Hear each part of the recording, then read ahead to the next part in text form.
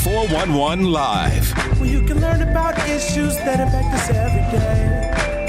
State of world, 411 Live. Real people, real talk. Made to help people in our community in every way. For your girl, 411 Live.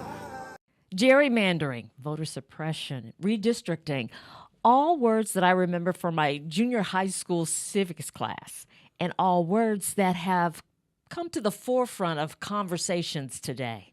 Hello, everyone. I'm Beverly Taylor, and this is the 411 Live, real people, real talk. Some of you may be thinking, I've heard these words, and I hear them all the time, and I don't want to hear them anymore. I get this. But wait a minute, because I have someone interesting to add to this conversation, and that being Chris Walton.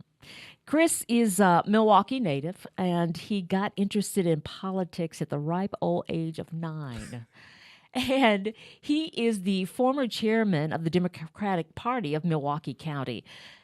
Chris, welcome. Hello, how are you? I'm fine. I'm just fine. And I can tell you're doing fine, too. You're doing fine, too. In this introduction, I'm saying that you were the youngest chairman of the Democratic Party for Milwaukee County, 29, right? Yeah. How did that happen? You know, it was the vice chair of the party at the time was stepping down, and I was considering running for vice chair because the current chair I assumed he was going to run for re-election. And I had approached him about it and thought, maybe we would be able to work well together. And he said, well, if you're thinking about running for vice chair, why don't you just run for chair?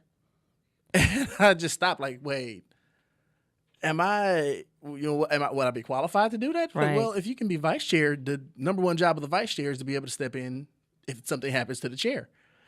And I was like, well, yeah, I guess that is kind of the most important job. So I'll think about it. And I went home and talked to some family. And they all was like, well, you've always wanted to be involved and do this. If this is the opportunity, take it. Go for it. Yeah. And I announced that I was going to run, and people were very supportive. And lo and behold, election night comes, and I won it unanimously, uncontested. That is a compliment. Yeah. That's validation. It very much so. That is good. And the fact that this didn't just happen. I mean, there's, history of you and politics and stuff. And I mentioned 9 years old you got interested in it. So 9? Right. Tell me about that. So I was third grade, Miss Seibel's class. I still You remember the teacher's name? We are Facebook friends now. And wow. And she introduced me to, pretty much my love of politics. She gave me the children's biography of JFK. And I'm reading this book and learning about President Kennedy and the Kennedys, and I think I can do this. I can do this. Why not? Yeah. Now, of course, I didn't realize at that point my family wasn't millionaires, so it's a little bit of a financial jump. But it just started a love of history, a love of reading, and it just kept going. And I fell in love with politics. And by the end of the book, I was like, I want to be president. Yeah. I can be president one day. And you would think by the end of the JFK children's biography, you wouldn't necessarily want to be president, considering how the story ends. But it's like, I could do that. I want to do that. And it just, when I was 15, I worked on my first campaign. 15, okay. So Matt Flynn, who ran for Congress in 2004, his campaign came and knocked on my door, and they just asked me if I wanted to volunteer. Nice. And, the opportunity only knocks once. So I went and volunteered with them and worked on the Kerry campaign that fall. Again, in 2006, worked on the governor's race at that point, and went off to college in Mississippi State University and worked in politics down in Mississippi and became president of the College of Democrats there. Oh, my goodness. So they needed to import a Democrat from Mississippi. And after graduated from college, and came back and did the recall here in Wisconsin and took off with the presidential campaigns again that year. And after the Obama campaigns, I ended up moving out to Washington for the first time and worked on campaigns in Virginia and Maryland, in D.C., and I even went to Colorado for a U.S. Senate race. Oh, my. And I went to Mississippi, worked on the state house race as a campaign manager, and I moved back to Wisconsin in 2015 and worked with the state party. Mm-hmm. And so when that was all that was over in 2016, it was like, it was exhausting. Mm-hmm. And considering how the 2016 elections went, I was like, if Donald Trump can be president, maybe I don't want to be president anymore. Maybe politics isn't exactly where I want to be, because my understanding of politics was this is supposed to be an argument of high-minded ideas and very intelligent people. And if he could be president, That's not what you saw. Huh? no. Okay. And so, I decided I was going to go try to live a normal life, and just found a regular job and just take a break for a while and step back. And then, of course, Got pulled back in. got pulled back in. I couldn't stay away. And I started organizing with the county party, because I'd been working with them previously when I worked with the state party, and organizing different events and campaign events for some special elections around the country. We did some phone banks in Georgia and in Oklahoma, and just trying to help out campaigns around the country. And they asked me to be the political director for the county party. And so while doing that, okay, I'm still engaged. I'm still doing stuff because I see a need here. I can't allow the stuff that President Trump at that point was doing. I can't let that just go and not do anything. And then the phone call came. Wow. So when we talk about you being the youngest chairman of the Democratic Party for Milwaukee County, it makes it almost sound like this young blood who doesn't really have any experience, but you have a lot of experience, and more so than somebody who might have been 43 or something like that. I earned every last one of these gray hairs. Yeah, that's great. That is great. Okay. So, and you broke a lot of other barriers. Correct. Correct. I was the first, the last African American man to be chair of the county party was back in, I guess, the mid 80s or so. Okay. And so I was the first African American man to be chair of the party in my lifetime, and the first openly gay person to ever be chair of the party here in Milwaukee. Okay. So let's talk about some of this stuff. Let's go back to the civics class for a moment, and let's talk about redistricting. So every 10 years, the country does a census, and we're in 21. Yeah. So 2020 census time, and then from that census, we do the maps. We redraw the maps as needed. We're talking about with the census. We count up all the people in the U.S. We divide everybody up somewhat equally. We want to get 435 congressional districts. And so that's the way it is. And whatever party within that state, whatever party is the majority, they kind of get their say in that redistricting. Right. That's where we get gerrymandering, and both parties do it. All right. The gerrymandering goes all the way back to where they got the name from. It was Elbridge Gerry, who was the governor of Massachusetts back in like the 1790s. And he drew the lines. At that point, parties didn't really exist, but he drew the lines for his friends. So you just draw the line. This is my friend. This is his neighborhood. I'll draw this district. He's going to do what I want him to do. And you draw the lines like that. And that's where gerrymandering came from. Yep. And it's just progressed throughout the ages at this point. Exactly. Okay, so now we get to 2010, and things really start to change.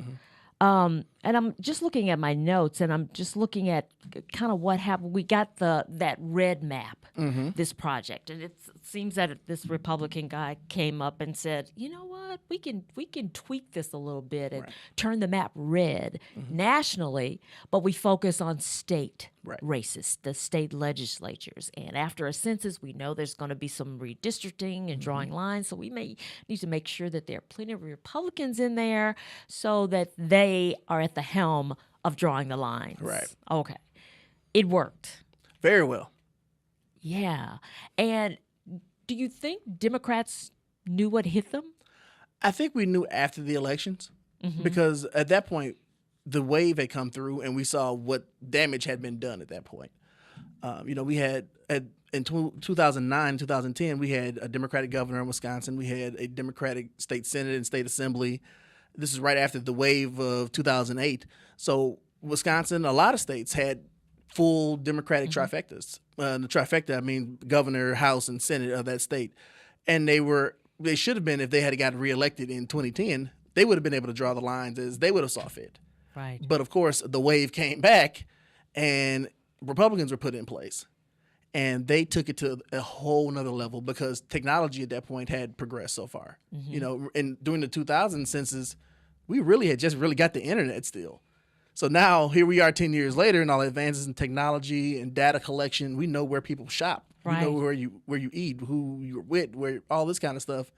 We can really narrow in and really create the lines that we want to create. Yeah. So with the red map strategy, you go in and you try to help all these different states. So you're looking at the map and you're saying, okay, I think we can flip Wisconsin. We can just put our support, our money, and our ads with these Republican candidates, so they'll beat the Democrat, and blah, blah, blah, blah, blah. And they do that all across the country, picking up different people. And they pick up a lot of state houses and senates, and then it's a game changer. And we are still dealing with that. Yeah. Because with the Republicans over, almost half? More than half. More than half of the state legislatures in the country. Right. It's about 30 states have Republican state legislatures. Right. So people are always wondering, okay, why is it that there were this many Democratic voters, so many more than Republican voters, but we didn't get as many candidates voted in. Right. The Republicans got more candidates, and that's because of the way the map is drawn. Exactly. So now it's like, okay, so what do you do about that? Well, of course, you got to win elections. Yeah. But it's hard when you're playing uphill. You got to find candidates who can match these districts. You got to get people out to vote. And you really got to drive them out to vote. And I think they just recently came out with a independent study said in order for Democrats to win the Wisconsin state legislature, they'd have to win 54% of the vote. Wow. And so it's like, well, we're 54% of the vote. This is Wisconsin. This is a 50-50 state. Maybe somebody may get just ahead and you get 50-51, but you have to get the 54 just to get 51% of those seats. That's not fair. Wow. Tell me and you were talking about, this really shows that you got to vote. Every single vote counts. You can't sit on the sidelines. Tell me about the story of you with, I think, your cousins. And you went in and... Yeah. This is right after 2016 because there was so many people who just didn't go out and vote in 2016 or just didn't feel it was that important. We lost Wisconsin in 2016 by 20,000 votes. That's literally like one vote per precinct across the entire state. Wow. And, as we get to the next elections, we're living in a red state now in Wisconsin. It's the first time in my lifetime Wisconsin was red. And I didn't like that. Red is my favorite color, and I don't want to see Wisconsin red. And so I go to my aunt's house, and my cousins were there, and it was the spring elections. I'm like, we have to vote. And like, it's not that important. It's a spring election. We don't even know who the candidates is. And I'm there with a baseball bat. It's like, no, we're going to vote. We're going to vote now. And my aunt was like, did you really? Like, I'm not threatening anybody. I'm just holding a baseball bat. It's baseball season. We're going to go and vote, though. And I forced my cousins to go out there and vote because it's like, no, you have to vote. Yeah. Because honestly, so many places around the world, they're literally holding people back at the barrel of a gun to get them to go and vote. Well, to not vote. And here we are. I have to stand here with a baseball bat to force you to go and vote. We have something's wrong with that picture, isn't it? Right. Yeah. And too many people, risk their lives. Yeah. So that we would have that opportunity to Exactly. vote. That's what I always think about. You can't make excuses. Right. And it's not even that far back. My grandparents weren't allowed to vote in Mississippi and in Tennessee. Yeah. And here I am, it kind of just shows the evolution of time and just America, especially in Black American history. Here go. My grandparents, they weren't allowed to vote. Yeah. And now here I am, the leader of a political party where they moved to. Mm-hmm. And so you just have to, 25, 50 years in America, look how things change. Exactly. If you are actively engaged in it. Exactly. So what do you think, do you think the tide has changed? Because in the last presidential election, a lot of people voted. So do you think that that's getting across? Your vote really does matter? Mm-hmm. Or do you think it's gotten across your vote really does matter in a presidential race? Right.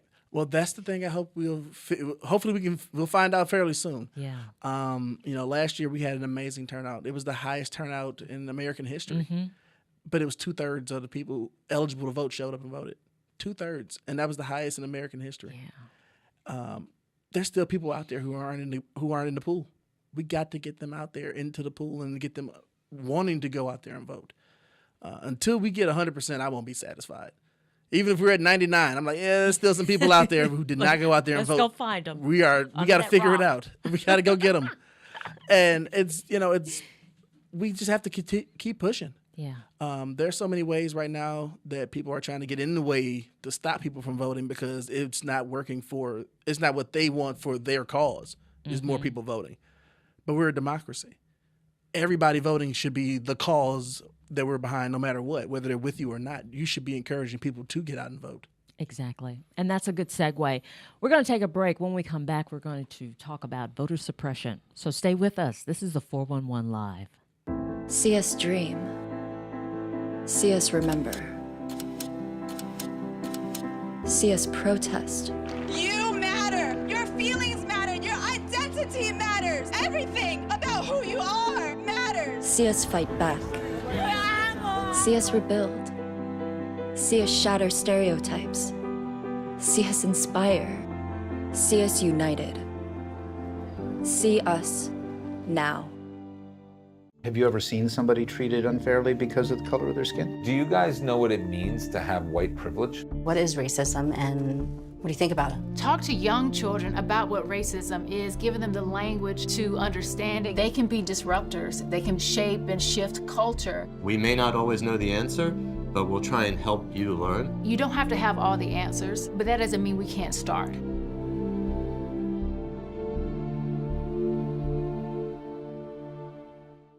Welcome back. I'm talking to Chris Walton on the 411 Live, and he is the former chair of the Democratic Party for Milwaukee County.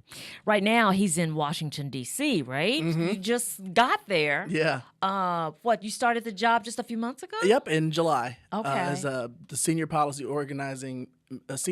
and organizing manager for the Black AIDS Institute. All right, congratulations on that. Thank you. Okay, well, we're gonna pull you back to Milwaukee though, so don't get too comfortable. Okay.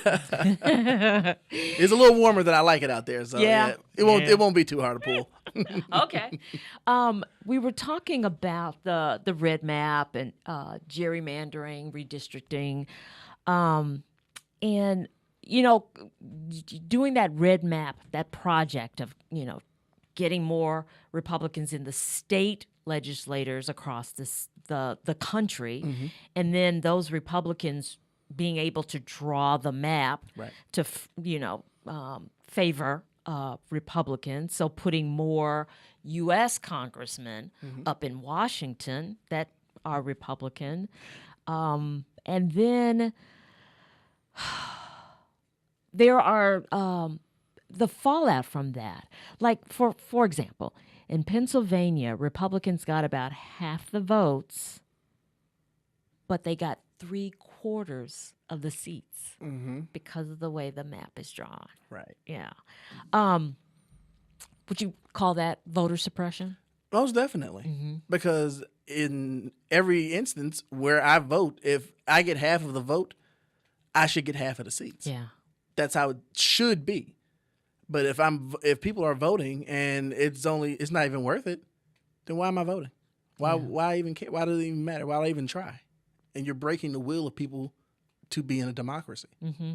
Like they're eroding democracy. Yeah. Let's talk about other ways of voter suppression. a lot of things have come up. You know, restricting the hours that you can vote, restricting mail-in voting.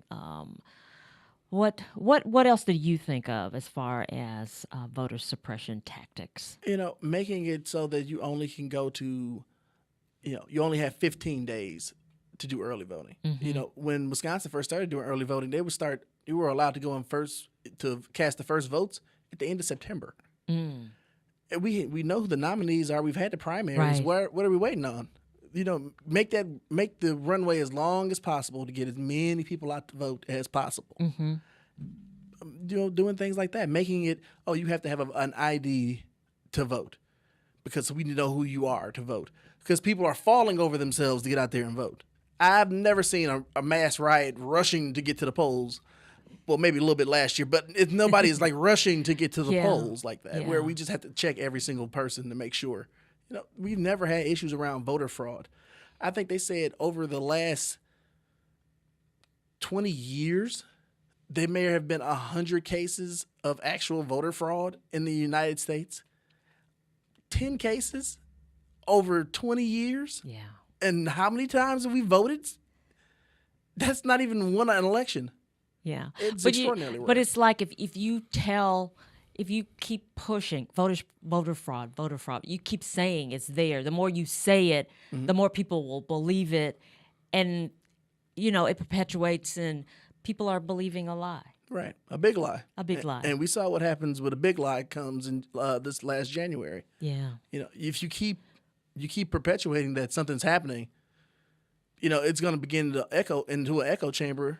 You'll have certain news organizations that like to constantly repeat this stuff.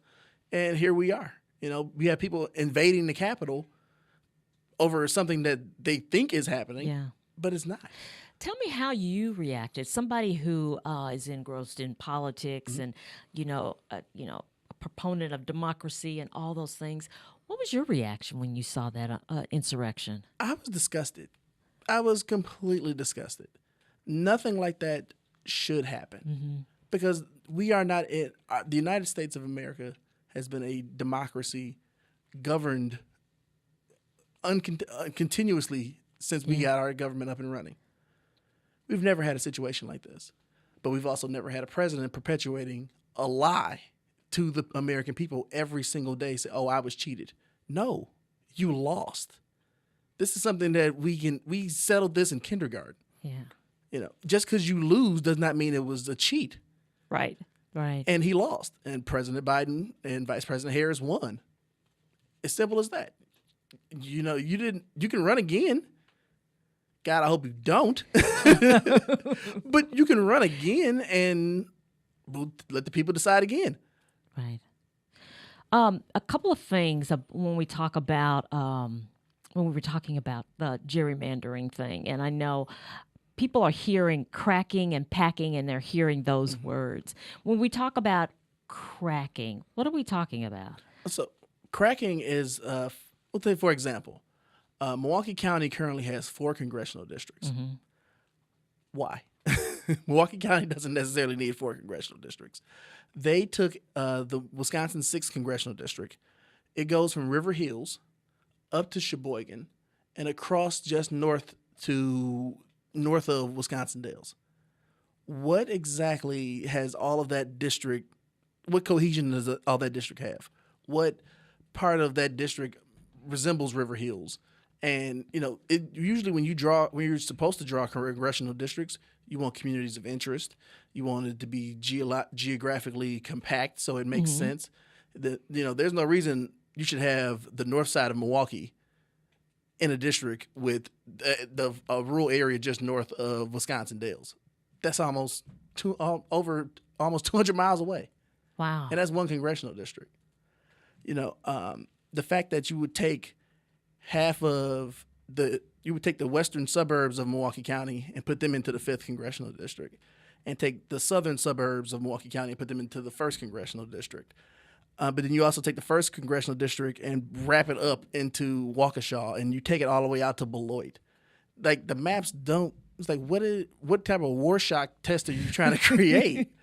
If you look at the 3rd congressional district out in western Wisconsin, it's basically a backwards lowercase y. It runs up the Mississippi River with the state line, but then it juts out and goes over into like Adams County, over in the center of the state. Like, what are you drawing here? You can make Wisconsin lines very clear. It's the Midwest. Everything is nice and square here. If you look at Iowa, it's literally like 4 slices of cake. You don't have to necessarily draw it like that. Now, of course, a county like Milwaukee, it would definitely have more than one congressional district because it's over 1 million people. So there's some parts that have to go into other districts. But if you draw the line specifically around certain areas and put them into this district to make sure Paul Ryan's district at that time, but not Brian Style, make sure his district is got a few more Republicans to keep him competitive, and you put 100% of Democrats in Gwen Moore's district so that they don't have the chance to vote in these other districts, what are you doing? And that example of Gwen Moore's district, that's packing. That's packing. Yeah. Yeah. Okay. So you crack it by putting some here, some here, some here, and you just dilute it. You diluted them. So now so Gwen Moore ends up winning, and then packing happens because now Gwen Moore gets 70-80% of the vote in her district, but then Brian Style just gets across with 55% of the vote in his district. And same with the 6th congressional district. He gets 55% here, and he get 55%. But if you maybe expanded it out a little bit, maybe he would end up at maybe 51, or maybe he would lose. Same with the other ones. Right. Gotcha. I mean, and then, they're using computers, and they know, this neighborhood votes this way. And that dictates how these maps are drawn. Okay. So one of the solutions that when we talked earlier was to have this independent commission to have the task of drawing up maps, not the politicians. Right. Do you think that will happen? At this point, due to our state legislature, no, they won't vote for it. Yeah. The governor has tried to do a people's commission on going around the state, getting people to actually say, like, put input in on what maps should look like. California does the same thing. A lot of different states have actually moved that direction. A lot of the Democratic states have moved that direction. New York has an independent commission. Virginia has an independent commission, just like California. Yeah. But a lot of the Republican states just do not. Yeah. So it's kind of ended up in a situation where the Democratic states have disarmed and created independent commissions, and the Republican states are like, no, we're drawing our own maps. So they'll draw theirs, and then it'll be a balance on all the Democratic side. Oh, wow. But an independent commission in Wisconsin would be probably the best way to go because Wisconsin is such a 50-50 state. That's true. If a Wisconsin landslide is getting 51% of the vote, we have to have somebody who can come in and just call the lines exactly as they are and draw those lines perfectly. Of course, if you don't want to be fair, let me draw the lines. I'll give you a masterpiece. But I know that's not fair. That's not what democracy should look like. Gotcha. And so an independent commission, I believe, would be the best route to go. Okay. Or at least, and having members, there are different ways that a lot of people split them up. You'll have 3 Democrats, you'll have 3 Republicans, and then you'll have one person who is an independent, and actually an independent, and you'll go from there and they'll decide. Yeah. We're just about out of time, but I just want to jump back on you again. You ran for an actual state race, in a state race. And with all the things you've seen in politics recently, do you think you'll run for office again? Absolutely. You will? Absolutely. I had way too much fun running for office. Getting to actually talk to people and see what issues are important to them and how I can hopefully go to Madison and fight for those issues. There's so much that the city of Milwaukee has to offer. Milwaukee is the engine of the state of Wisconsin. We create over 1/3 of the state's budget. And honestly, if you take Milwaukee out of Wisconsin, you got Iowa. And so we have to elect young, dynamic leaders to go forward and really push Milwaukee, how important Milwaukee is to the state of Wisconsin and the potential that we bring to this state. And we need leaders who are willing and committed to be public servants for the people. And I think that I have some skills that I could bring to help, steer the ship of state. Yeah. And so one day, when you come back, when I come back, I would definitely consider running again for office because I had way too much fun just listening to people and seeing how can I be helpful. Yeah, we need that. We need you. So come on back, okay? Okay. All right. We have been talking to Chris Walton, former chair of the Democrat Party in Milwaukee County, and who is currently the Senior Policy and Organizing Manager for Black AIDS Institute in Washington, D.C. Milwaukee native. He's gone for a little while, but he has family here, so he's visiting, and eventually he'll come back and run for office. So we'll talk to you again, okay? Absolutely. Chris, thank you for joining us. Thank you for having We me. really appreciate it. And thank you for joining us for another episode of the 411 Live. Remember, we're a nonprofit organization, so if you are so inclined to contribute, donate, go to our website, the411live.org. Until next time, I'm Beverly Taylor. This is the 411 Live. Real people, real talk. If you would like to check out past episodes, there are many ways. Go to your favorite podcast platform. Follow us on Twitter and Instagram. Like and watch us on Facebook. Watch and subscribe to our YouTube channel. And if you have suggestions for future episodes, go to our website, the411live.org.